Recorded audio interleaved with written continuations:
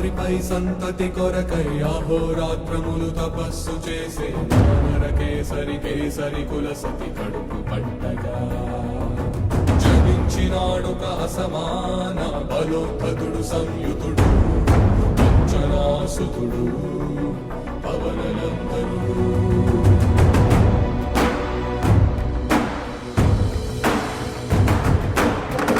కిరణముల ఉదయాత్మి గని అది పండిన తీరని పంటకు సూర్యమండలము పట్టితి కాలని వీళ్ళూడే తన దేహం మాటున రవి మరుగై జగము చీకటై కాదా.